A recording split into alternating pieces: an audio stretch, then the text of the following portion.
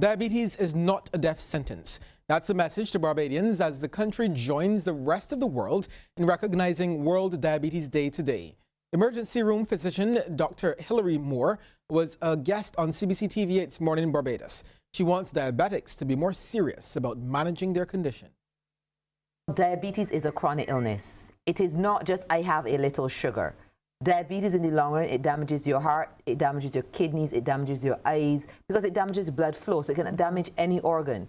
You end up losing toes, you end up having a poor quality of life. But just because you're diabetic doesn't mean it's a death sentence. Right. It just means you need to manage your diabetes properly. It means you need to manage what you eat.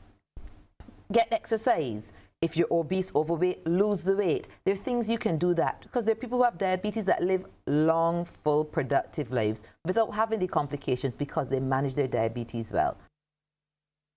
Dr. Moore also made an appeal to Barbadians to properly dispose of their hypodermic needles.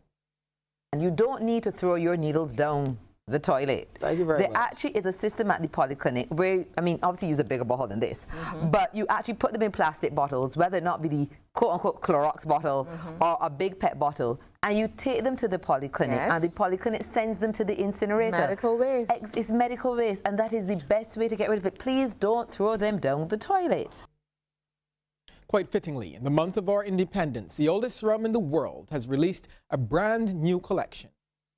Last evening, some very special and lucky guests got a chance to become the first in the public to sample Mount Gay's second installment of their Master Blender collection with a private tasting.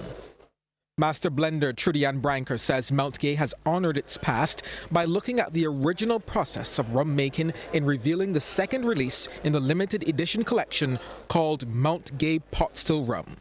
This process started almost 2 years ago.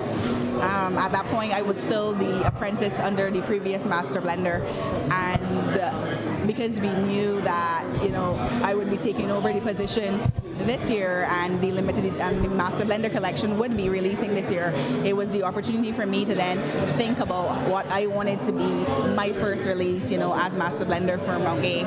And sleepless nights, many. But for me, what was important is, like I said, honoring tradition and celebrating Mount Gay and the DNA of Mount Gay. Ms. Branker says the finished product was carefully selected and celebrates the way Mount Gay originally made rum for about 200 years. I wanted to individually pick the barrels that would go into this blend, and you can see that happen because we made 4,926 bottles, and that's not a gimmick. That is how many bottles the liquid was able to produce.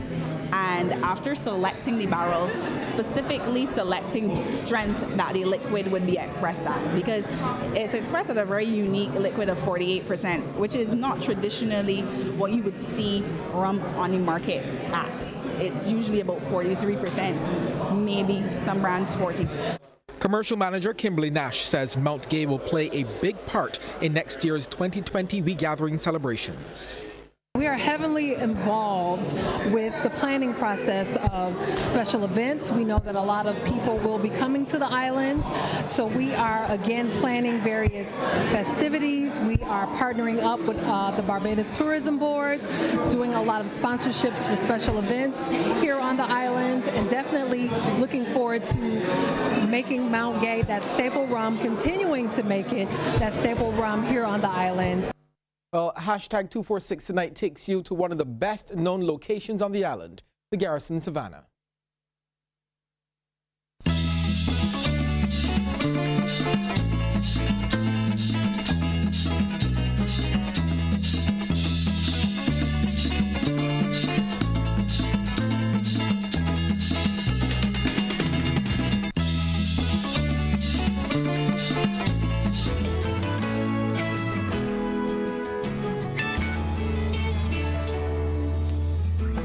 In the 18th and 19th centuries, the Garrison was the base and headquarters for British West India Regiment members in Barbados.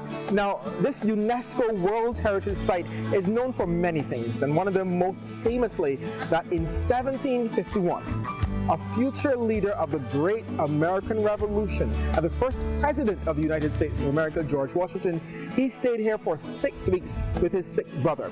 Now, the home in which they stayed still stands today as one of the great landmarks of our country. It's simply called George Washington House.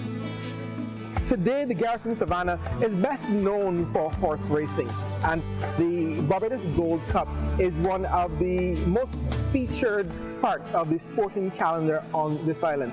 So let's take you back to how the entire thing started with horse racing and Barbados and the Garrison Savannah. Around the 18th century or so, wealthy Barbadians and prominent British West India Regiment members, they used to race their horses here at the Garrison Savannah. So that's how the whole horse racing tradition started at the Garrison. We all know that in 1966, the Garrison Savannah was the great stage for the ceremony of Barbados becoming independent. It was the location for that huge ceremony where the Union Jack was lowered and the broken trident raised for the first time. So, the Garrison Savannah, 30 acres of Barbadian history.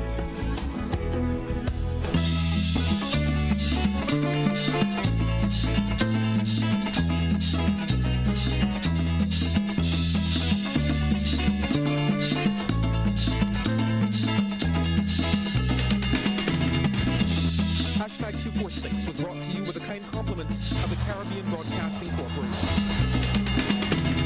Here's a tip from Cooperators General Insurance. This tip of the day is brought to you by Cooperators General Insurance Company Limited.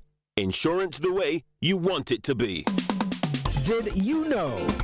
The job of a criminologist is mostly research-driven as they examine all aspects of crime and find ways to prevent criminal behavior and reduce offending. This tip is brought to you in association with the Criminal Justice Research and Planning Unit, keeping an eye on crime.